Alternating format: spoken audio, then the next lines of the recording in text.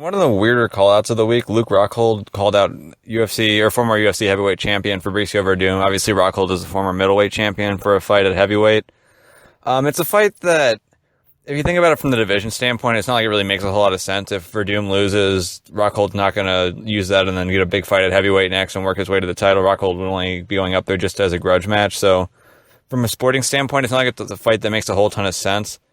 Rockhold really wants the fight. Werdum hasn't really discussed it that much. I know his manager, Ali Abdelaziz, has, and he's just kind of laughed it off. It doesn't seem like the fight's going to happen because obviously both sides have to agree to it. Werdum was set to fight Ben Rothwell. Rothwell, of course, got popped with USADA. He seems to be claiming innocence on that, but again, he's not going to be back in time for the fight regardless, so Verdum's looking for someone to fight. But again, for him, it's not like that's a fight that makes sense for him. Now, that all being said, as far as whether or not I think this is an interesting fight, I actually think it's a very interesting fight. If you remember, Luke Rockhold, he's a very big middleweight, so I don't know exactly what he walks around at, but it'd probably be somewhere in the 220s if we're taking a fairly reasonable guess at it, maybe 210 at the lowest, I would think. So for him to be fighting Werdum, who fights at 250, yes, he'd have a size disadvantage, but again, at heavyweight, you've seen bigger size disadvantages. Obviously, if you're looking at college wrestling, Kyle Snyder, who wrestles at 213 internationally, just won the heavyweight tournament and just picked up a giant in Conor Medbear on the way to doing it. So obviously, at heavyweight, sometimes the smaller guy can have the advantage if he has a skill advantage.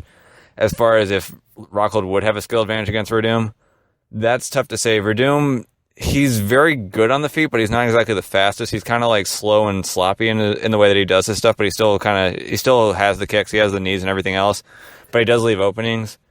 And that almost cost him the Travis Brown fight, to be honest. He won that fight by decision, but it wasn't exactly a fight that he looked great in. He had his moments in the first round, obviously, with the flying kick and all that and breaking Brown's hand, but Brown was a little bit quicker to the punch, and it was starting to show later in the round. Brown did fairly well in that fight. So you'd think with Rockhold, he's relatively quick with his striking. His kicks snap off really fast. His punches can be good at times, although he does like to keep his lead hand down. But it's possible to think of him tagging Werdum at some point. If the fight does go to the ground, Werdum does have the advantage, but Rockhold is excellent on the ground. It's not like Werdum would just roll through him and just submit him immediately. I feel like if Werdum got him to the ground in one of the rounds, it's a very real possibility that Rockhold survives the round. Now, granted, he'd probably be outpositioned and lose the round pretty noticeably, but I don't think that he would automatically just get tapped out just because Werdum's on top of him. So, honestly, if that's the fight that they want to make, I would enjoy it just from a standpoint of I kind of want to see how it goes. I think Luke Rockhold has a very real chance to win. I wouldn't pick him to win, but I think he has an actual shot at doing it. It'd be a fun one to watch, but I don't know what they're going to do on that end. So again, Werdum, he doesn't have an opponent right now at heavyweight. I don't know who they'd give him with Rothwell backing out. Rockhold is in a division that has just been completely ripped apart by Michael Bisping. As far as who he would fight, he was set to fight Jacare at a point, and then he had to pull out of that fight. Hasn't fought since.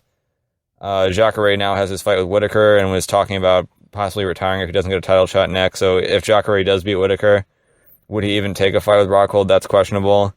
Outside of that, do you give Rockhold Yoel Romero? That's a possible fight you could do, but again, I don't know what the UFC's plans are with Yoel Romero. It sounds like they have something brewing with him. Maybe Rockhold is the plan, and Rockhold is just kind of throwing out Werdum's name just to distract us. I don't know what's going on with that, but if Yoel Romero and Jacare Souza aren't going to fight Rockhold, I don't really know who Rockhold should be fighting right now, especially with Kelvin. Kelvin might have been one of the guys where it's like, okay, maybe Rockhold, he's been out a while, hasn't fought. By the time he fights next, it'll probably be over a year.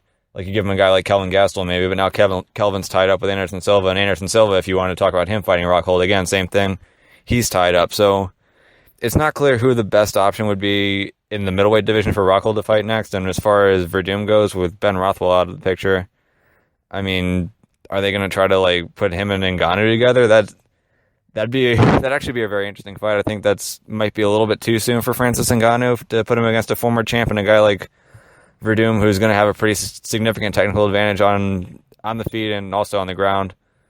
But again, if that's a fight they make, that's a pretty interesting one too. Because again, like I said, Werdum isn't the fastest guy.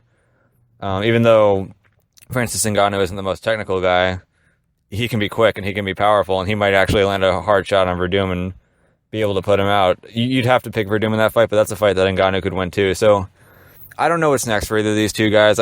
It seems like Fabricio's side is saying no to the Rockhold side, but if they do make this fight, I'd actually really want to see it, even though it makes no sense from a sporting standpoint.